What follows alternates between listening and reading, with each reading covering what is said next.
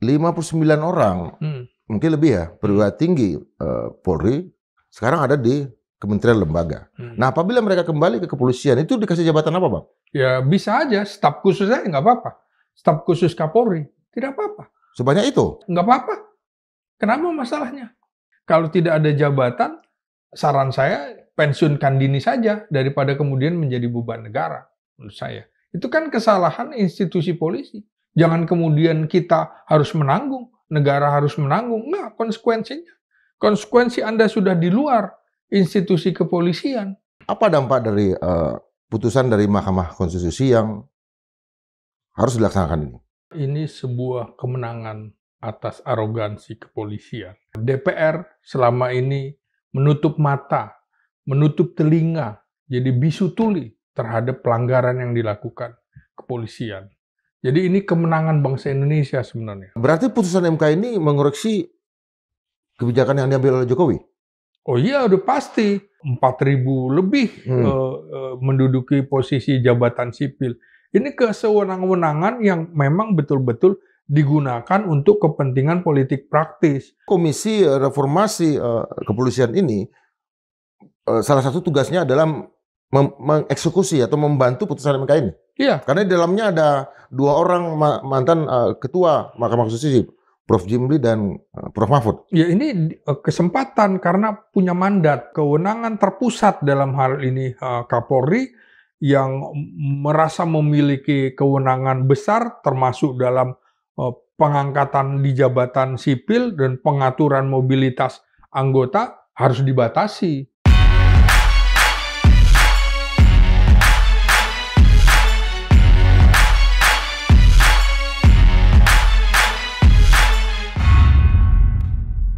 Sobat Madilog, Mahkamah Konstitusi memutuskan bahwa polisi aktif yang rangkap jabatan di luar institusi kepolisian itu harus pensiun dini atau mengundurkan diri.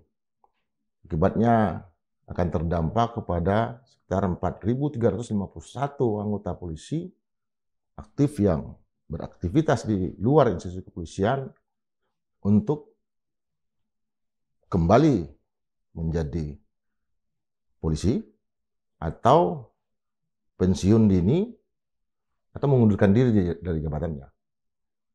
Untuk membahas dampak putusan MK ini, baik terhadap institusi kepolisian secara keseluruhan, terhadap kehidupan berbangsa dan negara, atau dampaknya ke masyarakat, itu kita akan kembali menghadirkan analis politik, pertahanan, keamanan dari Universitas Nasional, Bang Slamet Ginting. Menjojo. Menjojo, ya. 59 orang, mungkin lebih ya, perwira tinggi Polri sekarang ada di kementerian lembaga. Nah, apabila mereka kembali ke kepolisian, itu dikasih jabatan apa, Bang? Ya bisa aja, staf khusus aja nggak apa-apa. Staf khusus Kapolri, tidak apa-apa. Sebanyak itu? Sebanyak itu. Di militer banyak, lebih dari 300-an. Baik di Angkatan Darat, Laut, Udara, maupun di Mabes TNI. Ada, nggak apa-apa. Kenapa masalahnya? Karena selama ini dia sudah menikmati di luar, ya sudah. Sekarang dia menerima konsekuensi. Kalau tidak ada jabatan, saran saya pensiunkan dini saja daripada kemudian menjadi beban negara, menurut saya. Itu kan kesalahan institusi polisi. Jangan kemudian kita harus menanggung. Negara harus menanggung. Nggak, konsekuensinya. Konsekuensi Anda sudah di luar institusi kepolisian, ya sudah, pensiun atau jadi staf khusus yang memang tidak punya jabatan sambil menunggu usia pensiunnya. Kan rata-rata sudah di atas 55 tahun, artinya tinggal 3 tahun lagi, ya tidak apa-apa. Kecuali memang dia dibutuhkan lagi di dalam. Sudah, konsekuensi itu harus ditanggung. Jangan kemudian rakyat atau APBN harus menanggung itu semua. Itu kesalahan kepolisian. Harus kembali jadi staf khusus kepolisian dan itu harus diisi oleh yang lain, terutama ASN eselon 2 dan eselon 1 kalau itu memang menyangkut perwira tinggi kepolisian. Bintang 1 kan eselon 2, bintang 2, bintang 3 itu berarti eselon 1. Saya kira begitu. Apa diperlukan struktur baru di bawah Kapolri? Ya tidak perlu menurut saya. Semakin gemuk. Struktur baru kalau mau justru yang di bawah, bukan untuk perwira tinggi. Karena itu tadi fungsinya. Fungsi Kamtibmas berarti harus dekat dengan masyarakat. Polisi patroli itu yang diperbanyak. Yang di bawah itu yang diperbanyak. Bukan memperbanyak jabatan untuk perwira tinggi. Piramidanya harus dihormati. Bukan kemudian ke atas malah membengkak begitu. Saya menerima laporan juga dari internal kepolisian bahwa ada sekitar 1.400 satuan kerja di institusi kepolisian. Ini kan membentuk apa yang sering dikatakan orang bahwa hyper organisasi di kepolisian ini. Ya memang. Jadi dia jangan fokus menangani korupsi kerah putih dan segala macam.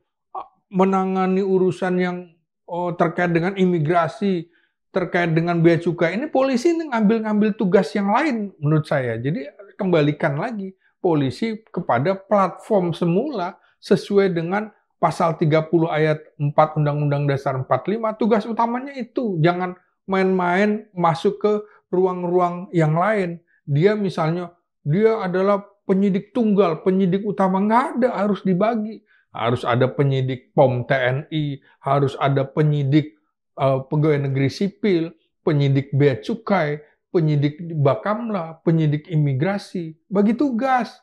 Jadi jangan kemudian menjadi super body negara di dalam negara kepolisian itu. Jadi fokus saja, fokus pada Kamtibmas, penegakan hukum, pengayoman, pelayanan, perlindungan masyarakat. Itu.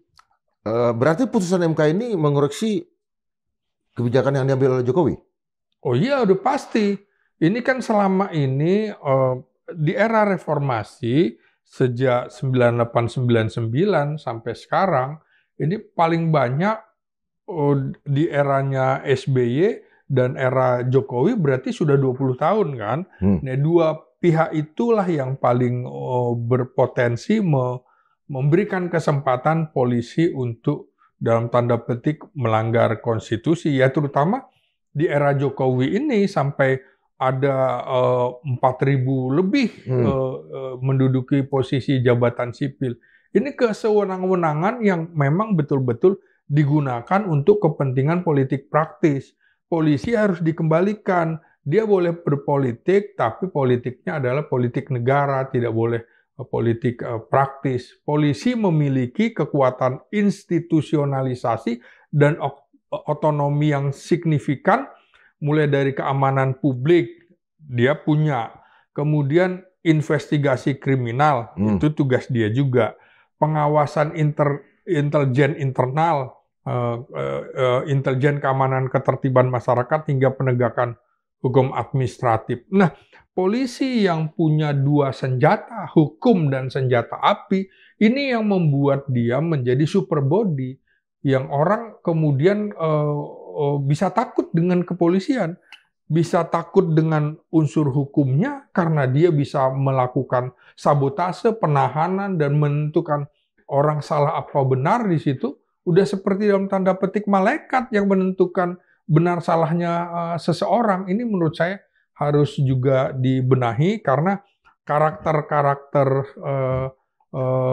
di era Jokowi itu betul-betul membuat polisi menjadi lembaga super body, yang ini harus betul-betul dipangkas. Kesempatan bagi saya melihat Presiden Prabowo dengan Komite Percepatan Reformasi harus memotong harus memotong supaya polisi tidak menjadi lembaga super body lagi begitu. Artinya Komisi Reformasi Kepolisian ini salah satu tugasnya adalah mengeksekusi atau membantu putusan MK ini. Iya. Karena di dalamnya ada dua orang mantan ketua Mahkamah Konstitusi, Prof. Jimli dan Prof. Mahfud. Ya, ini kesempatan karena punya mandat yang luas untuk termasuk membenahi kepolisian supaya betul-betul menjadi lembaga keamanan ketertiban masyarakat. Harus satu napas ya.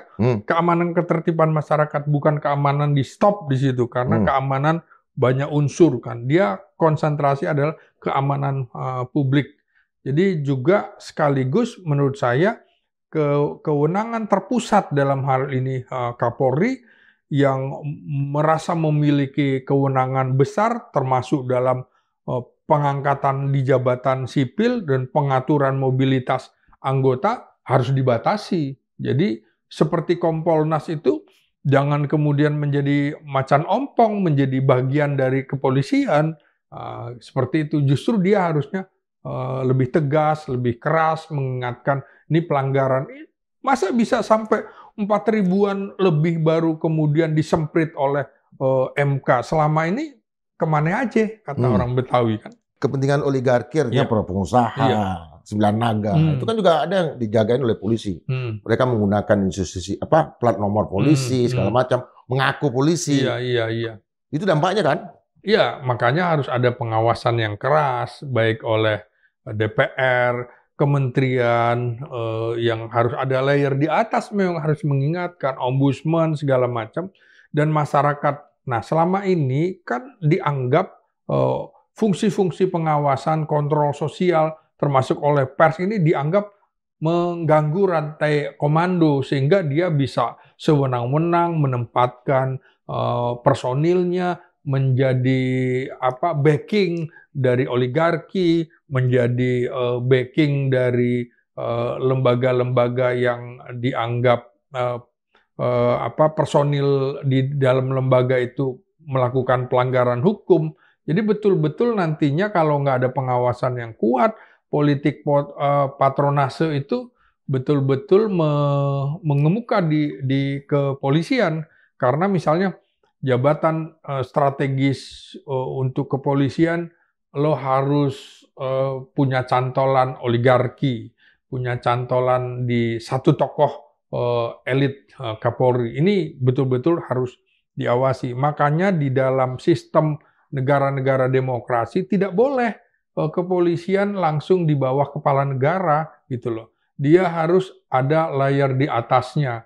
Jadi apalagi di negara seperti Indonesia, ya sistem presidensial ini juga menurut saya harus dikembalikan supaya polisi tidak main politik praktis, maka tidak perlu lagi menurut saya juga harus ada fit and proper test di DPR. Ini bukan sistem parlementer, karena kalau tidak untuk memilih Kapolri ya? Iya, kalau nanti bintang 3-nya saling mendekati partai politik supaya sebelum mereka maju ke jabatan Kapolri. Iya, gitu. jadi biar aja itu kewenangan presiden, baik Kapolri, Panglima TNI, Jaksa Agung, tidak perlu fit and proper test karena nanti akhirnya orang melobi melakukan politik praktis itu tidak sehat. Nah, menurut saya gitu. Jadi ini kesempatan menurut saya betul-betul reformasi total kepolisian dari kasus ini juga.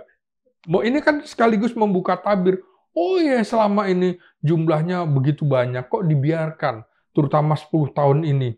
Di era SBY itu lebih tertutup ya? Lebih selektif gitu ya, tidak sebanyak ini. Ada alasan-alasan. Karena itu betul-betul di undang-undang kepolisian nanti harus ada. Silahkan aja dia bisa menduduki di jabatan-jabatan sipil yang terkait dengan tugas-tugasnya, bukan di luar tugas Kamtibmas, hukum, dan lain-lain. Toh dengan banyaknya perwira dan baik tinggi, menengah, terutama yang bertugas di luar, organisasi kepolisian tetap adalah institusi yang tidak dipercaya oleh publik menurut survei ini. Nomor 2 di bawah DPR. Kenapa itu terjadi, Bang? Ya karena itu tadi persepsi profesionalisasi polisi itu tidak dilakukan. Seharusnya masyarakat berharap polisi ini profesional, tapi sering kemudian dia merasa bahwa dia lebih mengerti hukum, dia lebih mengerti tentang keamanan. Mana yang percaya orang kalau kemudian dia juga melanggar undang-undang dirinya sendiri, dia tabrak itu undang-undang kepolisian, dia tidak mengacu lagi kepada konstitusi. Jadi bagaimana orang mau percaya? Sama dengan DPR, membiarkan polisi melakukan pelanggaran sekian lama, terutama Komisi 3 DPR, mendiamkan. Ya wajar dua lembaga itu dianggap tidak kredibel oleh masyarakat. Tingkat kepercayaan publik terhadap dua lembaga ini kan dipersoalkan di dalam di dalam kasus demo Agustus kemarin itu 2 lembaga itu kan disorot karena memang ini loh, Anda harusnya bertugas sebagai mengawasi kepolisian, kok tidak mengawasi? Kira-kira begitu. Jadi inilah akumulasi menurut saya, akumulasi kekuasaan yang begitu lama dibiarkan seperti itu, akhirnya seperti ini, tidak menggubris siapapun yang mengingatkan kepolisian. Artinya kalau kita bisa ditafsirkan, apabila putusan MK ini dijalankan, ini akan mengembalikan kepercayaan publik kepada kepolisian. Harus, Bung, dalam perspektif demokrasi begitu, dalam prinsip demokrasi modern kan jelas, polisi harus berada di bawah kontrol sipil untuk mencegah militerisasi atau politisasi keamanan. Itu harus.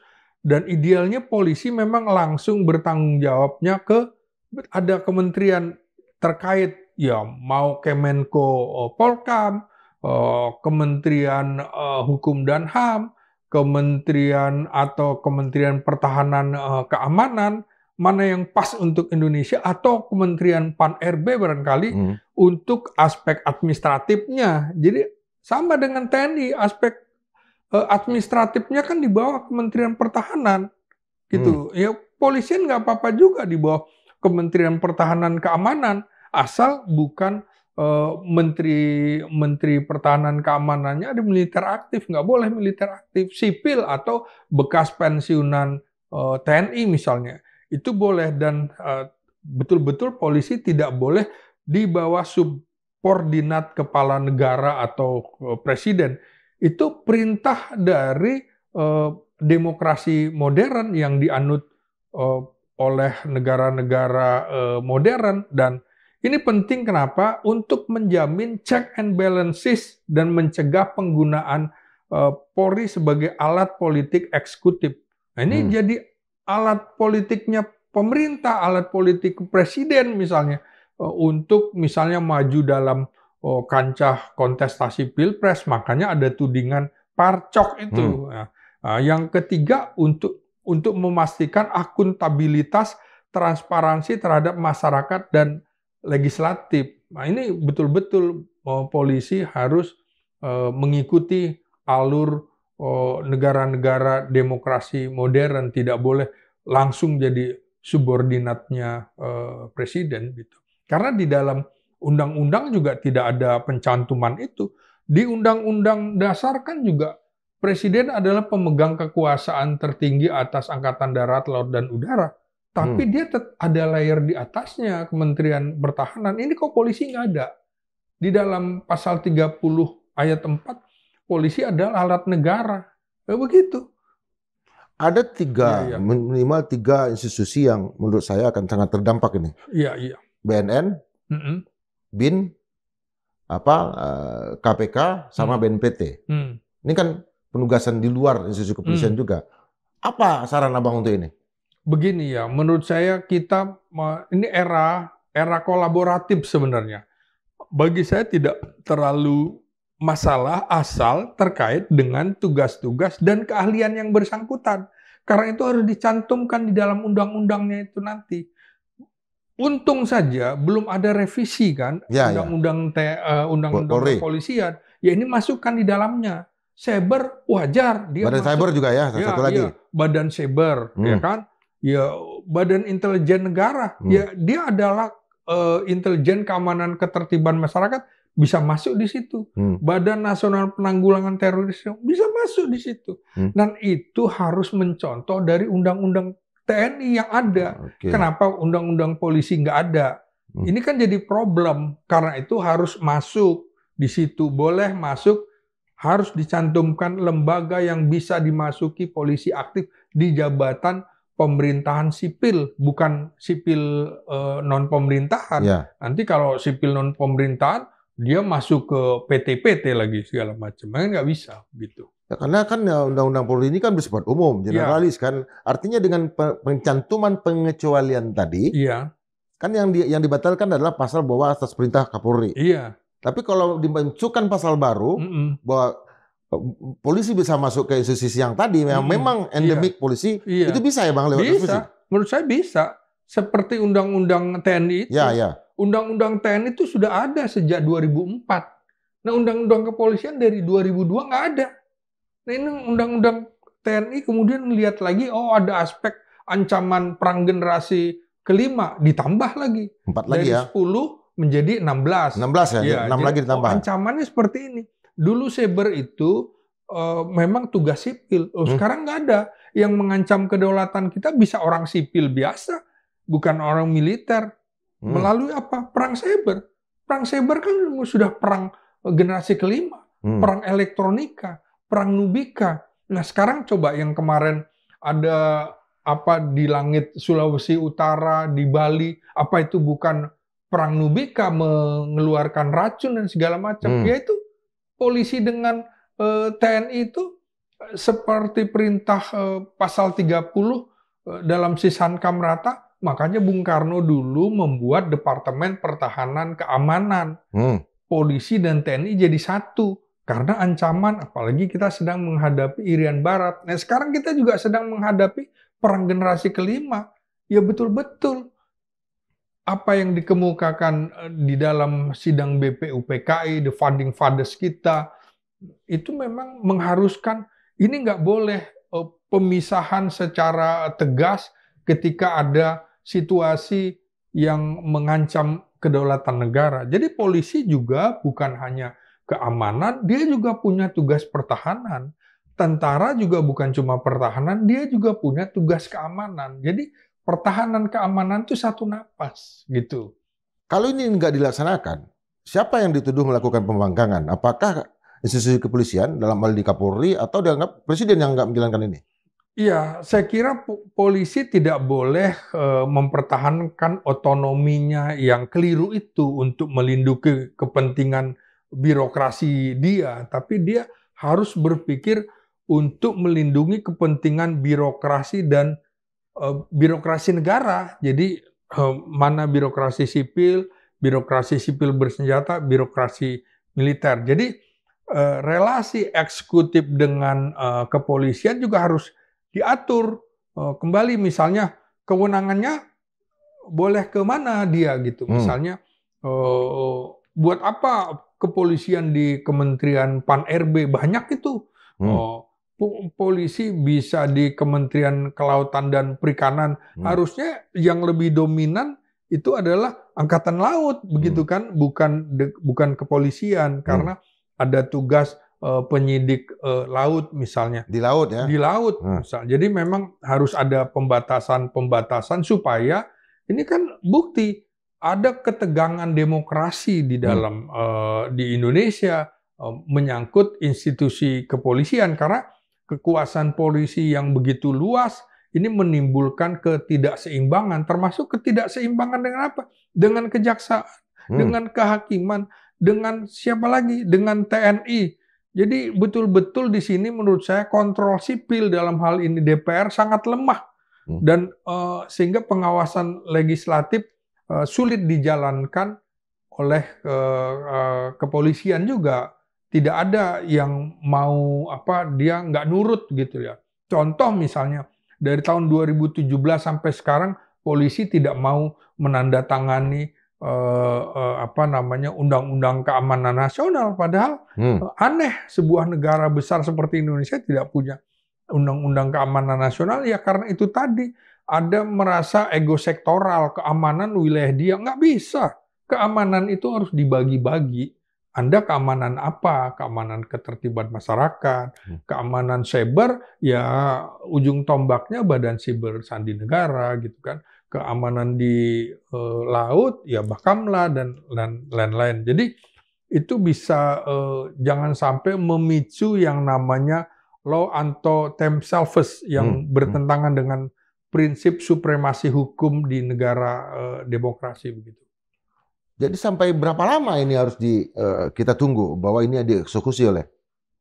Harus segera menurut saya, harus segera bersamaan dengan tugas Komisi Percepatan Reformasi Polri itu. Ya bersamaan dengan itu kan ini juga tidak ada batas mungkin batasannya 6 bulan atau 1 tahun, begitu harus ada, karena ini bukan disambi, harus betul-betul ada yang konsentrasi merumuskan ini supaya kemudian betul-betul reformasi kepolisian itu betul-betul dilakukan, bukan hanya omon-omon, bukan hanya statement-statement dari Mabes Polri. Saya kira reformasi ini harus menekankan transparansi, meritokrasi, akuntabilitas, dan juga bagaimana polisi harus semakin dekat mengarah ke polisi profesional yang kita cita-citakan. Dari segi anggaran sebetulnya kan polisi tidak kesulitan ya untuk mempekerjakan kembali katakanlah 4.000 orang ini, karena institusi kepolisian ini kan adalah penerima anggaran nomor 2 dan nomor 3 ya, terbesar. Ya, 126 itu kan. Ya. Ya, sementara ini triliun ya. Iya. Sementara Kemhan tidak terlalu jauh dari kepolisian, tapi dibagi 5 pos juga nggak ada masalah, tuh ada 300-an perwira tinggi Pati Khusus TNI yang memang nggak punya jabatan, ya nggak apa-apa, konsekuensinya memang begitu. Ya ke depan memang nggak boleh lagi, harus betul-betul, apalagi perwira tinggi harus betul-betul punya jabatan, karena kita membayar mahal dengan uang negara, uang APBN itu. Karena itu dalam kasus ini ya nggak apa-apa, harus ada pemangkasan. Besar-besaran, kecil itu Bung cuma 4.000. Bolivia dan segala macam, berapa banyak? 30.000 polisi dipensiunkan, apalagi yang bermasalah. Apa iya kemudian kita menunggu mereka sampai usia pensiun? Nggak perlu. Georgia malah 50% ya? Oh iya. Dari jumlah polisinya? Iya, betul. Artinya, Georgia maksud saya, betul-betul. Itu justru 50% karena penduduknya juga terbatas. Iya. Ini kan 4.000 dibanding 400.000 ya? Iya. Cuma, ya 0,1%. Iya, betul. Hah? Jadi menurut saya harusnya Komisi Percepatan Reformasi ini menghilangkan dilema dalam dirinya. Dia harus juga memperkuat kontrol sipil untuk mempertahankan stabilitas institusional polisi. Jadi polisi harus tetap di bawah kontrol sipil, dalam hal ini parlemen harus juga mengawasi secara ketat begitu. Kalau tidak salah itu ada banyak sekali undang-undang yang membentuk sistemnya sendiri. Dan salah satunya adalah institusi penyidik ini. Ada sekitar 57 institusi penyidikan yang harus dibentuk berdasarkan banyak sekali undang-undang, itu keterangan dari para pakar. Apa dampaknya ke kepolisian? Jadi superbody lagi menjadi. Makanya jangan kemudian dia menjadi penyidik tunggal. Dia kan satu rangkaian rejim hukum. Rejim hukum berarti ada kepolisian, ada kejaksaan, ada kehakiman. Ya di situ harus diatur. Karena itu betul-betul undang-undang yang menjadi jembatan antara mereka harus dibuat. Misalnya itu tadi, dalam kasus penyelidikan di tingkat Polres, maka dia harus disupervisi oleh peneliti penyidik Kejaksaan Negeri. Untuk di tingkat Polda, maka harus disupervisi oleh peneliti penyidik Kejaksaan Tinggi. Dan oleh tingkat Bareskrim atau Mabes Polri harus disupervisi oleh peneliti penyidik Kejaksaan Agung. Jadi alurnya tuh jelas sampai kemudian kehakiman yang memutuskan. Jangan polisi memutuskan sendiri, misalnya kasus ijazah misalnya. Ini asli. Itu nggak bisa. Ini bukan kewenanganmu. Kewenangan keputusannya itu pada hakim. Jadi polisi itu melakukan sabotase hukum yang itu harus diingatkan, tidak boleh dia menjadi superbody untuk segala macam sebagai institusi yang memang tidak bisa disentuh, tidak bisa seperti itu. Semua harus ada dalam pengawasan lembaga-lembaga, karena kita negara demokrasi, polisi itu betul-betul diawasi oleh banyak pihak, gitu. Apa dampak dari putusan dari Mahkamah Konstitusi yang harus dilaksanakan ini? Ini sebuah kemenangan atas arogansi kepolisian yang memang tidak bisa juga diingatkan oleh publik. Dan kita juga tahu DPR selama ini menutup mata, menutup telinga, jadi bisu tuli terhadap pelanggaran yang dilakukan kepolisian. Jadi ini kemenangan bangsa Indonesia sebenarnya, bukan hanya MK. Melalui tangan MK lah bahwa ini keputusan mengikat, final, tidak bisa diganggu-gugat. Dan itu harus dilakukan oleh kepolisian. Selama ini, arogansi kepolisian itu dipertunjukkan dengan kesewenang-wenangan. Yang Bu Indra bilang tadi ada 4.300-an yang menduduki jabatan sipil di luar kepolisian. Ini seperti dianggap angin lalu selama ini oleh kepolisian. Bahkan undang-undang itu seperti diabaikan oleh institusi kepolisian dan hanya dengan surat tugas dari Kapolri. Ini menunjukkan bahwa polisi memang betul-betul harus direformasi total karena dia mengangkangi undang-undang. Ini institusi yang tidak boleh dicontoh oleh siapapun, di mana sebuah institusi hukum justru dia mengangkangi hukum. Ini sama saja kalau kita nanti misalnya di-stop oleh polisi di jalan karena ganjil genap kendaraan kita tidak sesuai, kita akan bilang, saya dapat tugas dari dekan, saya dapat tugas dari rektor, nggak bisa Anda larang. Nah, ini kan sama dengan ini, saya dapat surat tugas dari Kapolri, padahal ada undang-undang. Nah, jadi ini kita mesti tepuk tangan bergembira, bahwa ini adalah kemenangan bangsa Indonesia atas arogansi kepolisian, terutama di setelah era reformasi, dan padahal undang-undangnya jelas menyatakan polisi aktif yang menduduki jabatan sipil harus mengundurkan diri atau pensiun dini dari institusi kepolisian. Nah, di kepolisian itu tidak disebutkan jabatan sipil yang bisa diduduki oleh polisi aktif. Berbeda dengan militer, itu dicantumkan di Undang-Undang tahun 2004 nomor 34 tentang TNI misalnya. Ada 10 kementerian dan lembaga yang bisa diduduki militer aktif di jabatan sipil, dan itu terkait dengan tugas pertahanan keamanan negara.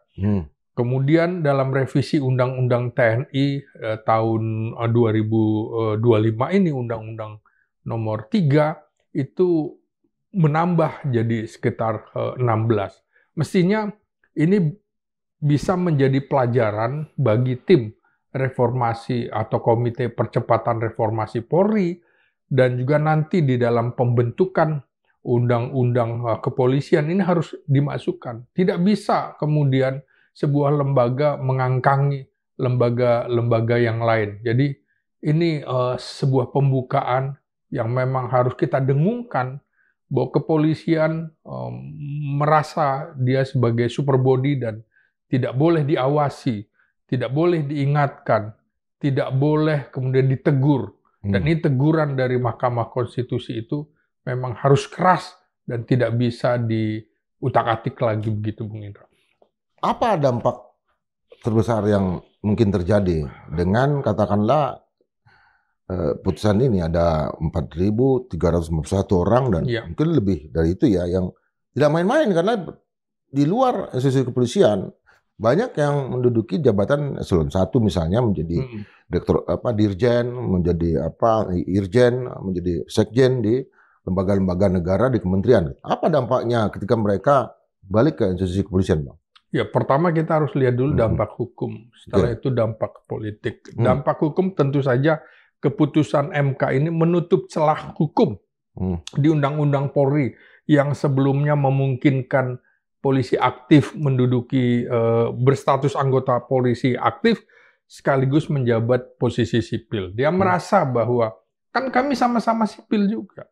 Tapi kan itu sipil bersenjata, berbeda dong. Kemudian juga putusan final yang mengikat atau final and binding ini institusi polisi sebagai alat negara harus menyesuaikan aturan internalnya dengan keputusan ini, kebijakan penempatan personilnya harus mengacu lagi. Kembalilah ke kita, kembalilah ke undang-undang.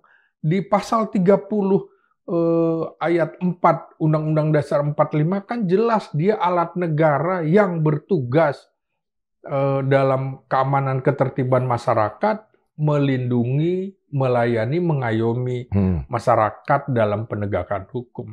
Fokus di situ, jangan ke yang lain-lain. Nah, pemerintah dalam hal ini, baik itu Kemenko Hukum dan HAM maupun Komisi Reformasi Kepolisian, menurut saya harus menyatakan polisi harus menyusun aturan tuntutan, tim ini harus menyusun lagi aturan supaya kemudian tidak menjadi semacam mengambang. Harus ada aturan dan turunan agar konsisten dengan keputusan MK. Harus ada turunannya. Dan sebenarnya tidak sulit-sulit amat untuk melakukan itu. Mengacu saja ke konstitusi, mengacu saja kepada undang-undang kepolisian. Nah, netralitas ini, Bung, juga harus kita ingatkan kepolisian. Netralitas dan meritokrasi MK dalam keputusan ini menurut saya harus menjadi pertimbangan untuk menyoroti bahwa polisi aktif di jabatan-jabatan sipil pemerintahan, misalnya di kementerian dan kelembagaan, tanpa melepas status kepolisian itu tidak bisa, karena ini bisa menodai prinsip netralitas birokrasi. Dan ini tumpang tindih kewenangan dengan lembaga-lembaga yang lain yang mengaburkan garis antara fungsi polisi dan fungsi sipil. Nah, polisi kan bagian dari birokrasi. Birokrasi ada birokrasi sipil bersenjata, birokrasi militer. Semuanya harus diatur. Kalau tidak, ini juga menyebabkan hak konstitusional aparatur sipil negara, jadi PNS yang sipil profesional, ini dia akan jelas dirugikan oleh posisi politis polisi yang sebelumnya bisa menduduki jabatan-jabatan dimanapun tidak diatur. Dan ini itu jabatan-jabatan strategis yang diduduki polisi aktif ini menurut saya mengganggu meritokrasi dan juga ada institusi-institusi yang dirugikan dan dia merasa bahwa diperlakukan secara diskriminatif. Polisi boleh menduduki apa saja. Nah, ini juga berarti harus ada transisi personel itu yang juga harus dipertimbangkan, Bung Indra, karena banyak personel aktif yang tadi Anda sebutkan 4.300-an harus mundur atau pensiun, tentu muncul persoalan transisi bagaimana nasib mereka. Pemerintah menyatakan akan membahas mekanisme ini. Harus jelas dikemukakan. Nah, ini tentu saja ada beban-beban administratif yang harus ditanggung negara, finansial misalnya, pensiun dini. Kemudian berarti hak pensiun harus dihitung. Lalu ada konsekuensi bagi institusi polisi itu tadi. Institusi sipil juga bisa saja merasa bahwa dia memerlukan polisi aktif. Karena itu memang harus diatur. Misalnya nanti di dalam undang-undang harus bisa menduduki jabatan sipil yang terkait dengan Kamtibmas, hukum. Itu masuk akal. Tapi yang lain misalnya perindustrian, perdagangan, apa hubungannya gitu. Kemudian juga kontekstualisasi undang-undang kepolisian ini juga putusan MK ini bisa menjadi presiden penting dalam rangka reformasi kelembagaan kepolisian. Dan kebetulan tokoh seperti Profesor Jimli, Profesor Mahfud MD, Profesor Yusril Issa Mahendra, yang memang keahliannya di bidang hukum tata negara, saya kira diperingan dengan keputusan MK ini. Diperingan karena apa? Putusan ini harus dijadikan rujukan dan perubahan struktural Polri. Jadi memang ini masuk ke dalam catatan yang harus dilakukan oleh komite atau komisi percepatan reformasi kepolisian ini. Dan juga tentu saja harus ada peraturan kepolisian yang tidak boleh melanggar undang-undang kepolisian maupun undang-undang dasar. Perundang-undangan harus mendukung keputusan MK itu. Jangan kemudian membuat undang-undang yang berlawanan dengan MK atau kemudian sifatnya ambiguitas dan memperkuat batas peran polisi dalam birokrasi sipil. Itu baru dari sisi hukum, Bung Indra. Nah, saya dengan background ilmu politik tentu juga menyoroti bahwa ini kesempatan dilakukannya reformasi kepolisian, mempertegas komitmen terhadap reformasi Polri agar polisi kita lebih profesional, lebih bersih juga. Bersih dari campur tangan institusi polisi di jabatan sipil. Itu harus diangkat. Karena Yusril misalnya menyatakan bahwa ini masukan bagi komisi percepatan dan reformasi. Begitu juga Mahfud M. Jimli saya lihat juga menyatakan harus jadi rujukan. Jadi dua tokoh itu begitu juga dengan Mahfud MD mendukung keputusan MK ini.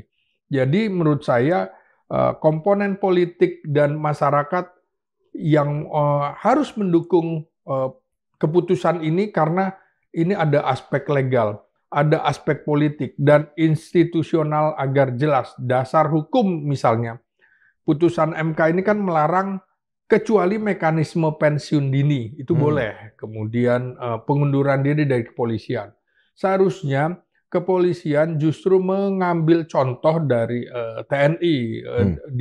Misalnya, yang menduduki di posisi kepala daerah itu pensiun. Sementara yang kepolisian tidak.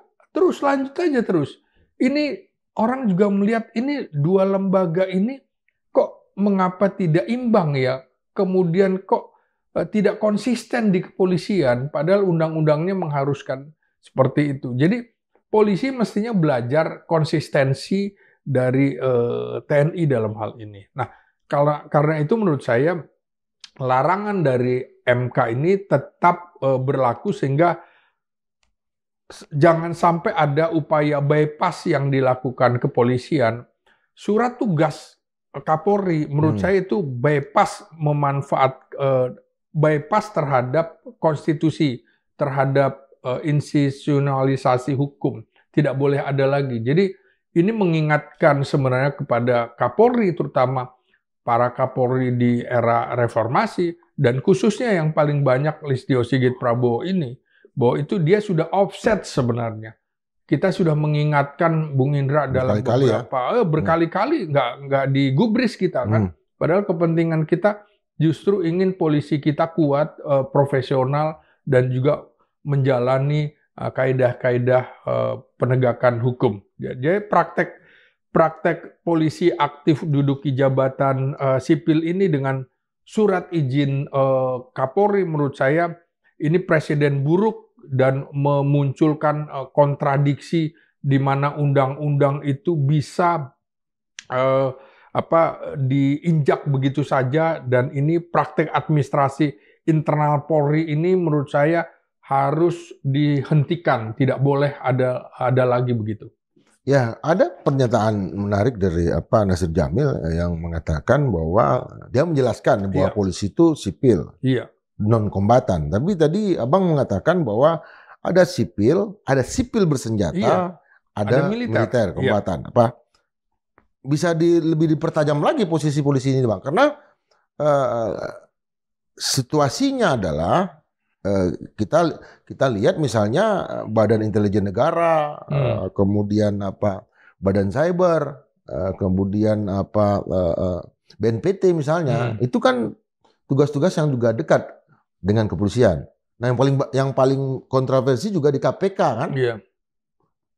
Polri bisa menarik anggotanya di KPK karena anggotanya ini yang deputi di sana itu justru memeriksa anggota kepolisian sendiri. Apa, Bang? Iya, sama seperti saya bilang kan seperti BRIMOB itu kan paramiliter. Ya dia semi kombatan dan dia bisa ikut di dalam sebuah pertempuran karena dalam mekanisme sejarah kita juga dulunya bagian dari ABRI dan segala macam. Ini kan beririsan dan kalau mengaku sipil, kenapa juga pangkatnya pakai jenderal, kenapa juga pakai tongkat komando, mengapa juga maunya atasan dipanggilnya dan atau komandan. Itu jadi polisi itu ambigu, karena itu menurut saya jenis kelaminnya harus jelas gitu loh. Jenis kelaminnya, DNA-nya juga harus jelas, bukan militer, bukan sipil. Ya, dia ada di tengah-tengah, dia jembatan dari sipil ke militer. Karena itu tidak bisa disamakan, dia sipil, nggak bisa. Undang-undangnya di negara-negara demokrasi, aparat baik kepolisian maupun militer, itu memang harus ada layer di atasnya supaya bisa dikontrol, supaya bisa diawasi. Selama ini karena unsur komando dan tertutup kepolisian, segala pengawasan diabaikan. Pengawasan yang kita lakukan, Kompolnas, DPR juga diabaikan. Dianggap kemudian itu mengganggu ritme komando. Itu nggak boleh. Jadi dia harus dikembalikan. Jadi kalau mau sipil beneran, ya sudah. Anda fungsinya yang misalnya BRIMOB bersenjata, masukkan saja ke bawah kemudian departemen atau Kementerian Pertahanan Keamanan yang bersenjata mesin begitu, itu ditarik saja. Kecuali dia pistol atau apa untuk menghadapi Kamtipmas, kecuali yang menghadapi Kamtipmas dengan intensitas tinggi, ya sudah ditarik aja ke kementerian yang membawahi pertahanan keamanan. Jadi ini menurut saya dari sisi analisis hukum politik mencerminkan lemahnya penguatan supremasi hukum dengan cara praktek polisi di institusi keamanan di dalam institusi kepolisian itu, di mana mekanisme surat internal, surat tugas dari Kapolri bisa dipakai untuk mengakali formal undang-undang. Nah ini harus kita ingatkan, ini nggak bisa ya mengangkangi. Jadi keputusan MK sekaligus memperkuat prinsip kontrol sipil atas institusi keamanan dan pertahanan keamanan, baik itu tentara maupun polisi. Tapi aparat polisi kan menunjukkan resistensi, Bung Indra. Resistensi institusional terhadap pembatasan ini, bahwa Anda nggak boleh masuk ke mana-mana. Sebagaimana kita juga ingatkan tentara juga nggak boleh masuk ke mana-mana. Kalau seperti itu ya sudah disatukan aja. Kalau enggak kan tugas-tugas mereka jadi tidak profesional, begitu. Lalu Bang, tadi Bang, apa dampaknya Bang dengan mereka, katakanlah mereka akan kembali ke institusi kepolisian? Karena ada juga pendapat di kalangan internal bahwa mereka sebetulnya rugi ketika mereka bekerja di luar institusi kepolisian. Ya kalau gitu mundur aja. Kalau nggak mau tolak dong dari awal. Jangan kemudian mau enaknya aja gajinya 2 atau double, merasa dia mendapatkan promosi, kenaikan pangkat, karena kalau di dalam mungkin nggak ada tempat bagi dia. Ya harusnya seperti itu diatur, misalnya alih fungsi sebagai ASN. Itu juga kalau undang-undangnya memungkinkan. Kita harus lihat lagi undang-undang aparatur sipil negara. Memungkinkan nggak? Kalau kemudian semua tidak ada filter, ya buat apa lagi? Orang PNS sudah eselon 2, mimpi dia menjadi eselon 1, tiba-tiba yang duduki dirjen eselon 1 kepolisian. Yang menduduki eselon 3, mimpi dia di eselon 2. Nah, makanya kemudian jangan mau untungnya aja ketika ruginya nggak mau gitu loh. Ya memang harus dibatasi. Jenderal itu atau perwira tinggi itu ya jangan banyak-banyak. Dia harus piramida kan. Jadi semakin ke atas ya semakin kecil. Kalau Anda kemampuannya kurang, pendidikan kurang, pengalaman kurang, ya Anda stop. Jangan semuanya lulusan akademi kepolisian juga harus menjadi perwira tinggi. Kalau memang stop di ajun komisaris besar polisi ya nggak apa-apa juga. Kalau kemudian berhenti di kombes ya nggak apa-apa juga. Itu profesional dan itu sudah dalam tanda petik politis untuk menjadi perwira tinggi. Jadi praktek-praktek patronase politik di dalam kepolisian semuanya akhirnya menggelayut menjadikan Kapolri itu sebagai patron. Supaya apa? Supaya dia bisa menduduki jabatan-jabatan di luar kepolisian, supaya bisa naik pangkat, ditaruh di sekjen DPD misalnya, jadi inspektorat utama di kementerian lain dan lain-lain. Itu menurut saya nantinya orang menghamba kepada Kapolri, ya Kapolri yang sebenarnya melanggar tapi kemudian dijadikan modal cantolan untuk menduduki jabatan-jabatan. Jadi betul-betul implikasi politik dari keputusan MK ini sebenarnya justru menguatkan posisi Polri agar lebih profesional dan ini betul-betul ada otonomi politik yang tidak boleh dimasuki oleh siapapun karena keputusan MK ini adalah keputusan yang final dan tidak bisa ditawar-menawar lagi gitu. Ya, artinya kalau itu terjadi harus dijalankan kan oleh pihak kepolisian. Bagaimana kalau mereka menolak? Kenapa? Karena kan ada keputusan MK yang lain, misalnya soal rangkap jabatan wakil presiden yang dilarang. Sampai sekarang belum dieksekusi. Apa yang akan terjadi? Ya, kita harus menghormati supremasi hukum. Kalau enggak, semuanya akan melanggar. Nanti polisi manggil rakyat juga rakyat nggak mau. Enak aja Anda manggil-manggil saya, Anda aja suka melanggar hukum, kan begitu. Akan muncul gejolak yang lebih kuat. Akan muncul gejolak gitu loh. Jadi posisi polisi yang super body ini juga harus kita ingatkan. Kita bukan membenci polisi, justru kita ingin terjadi penguatan terhadap organisasi kepolisian ini supaya betul-betul menjadi polisi yang profesional dan upaya Presiden Prabowo membentuk tim komite reformasi ini juga pas juga dengan keputusan MK harus dilakukan.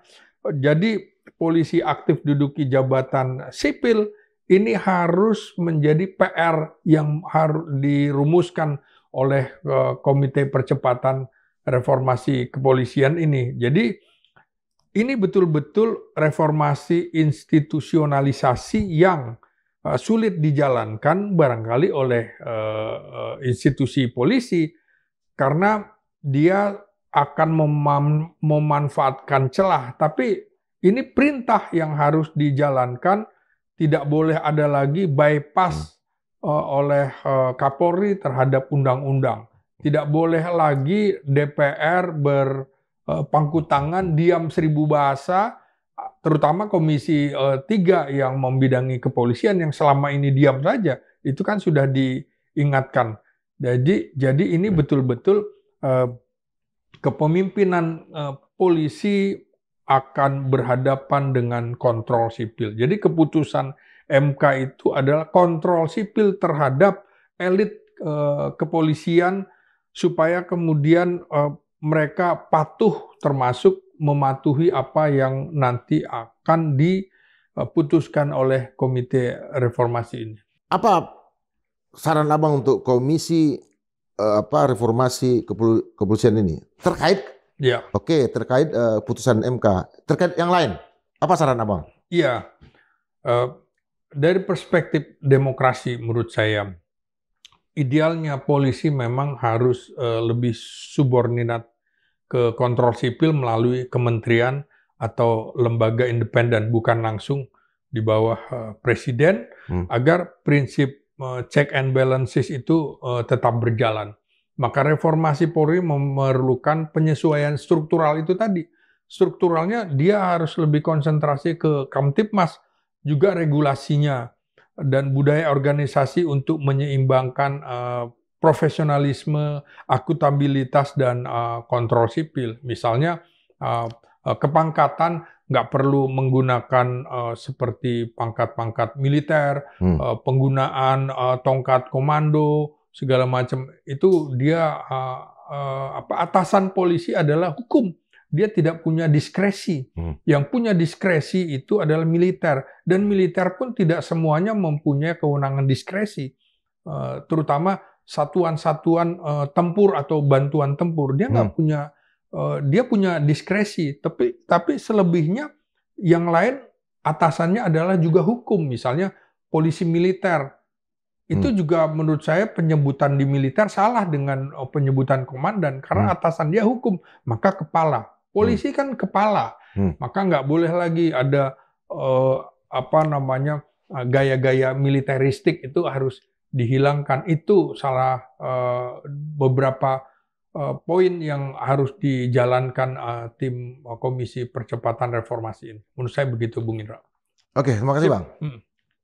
Sobat Madilog, putusan MK ini merupakan angin segar, penyegaran untuk mengembalikan kepercayaan kepada institusi kepolisian. Jadi tidak selayaknya kalau putusan MK ini tidak dijalankan.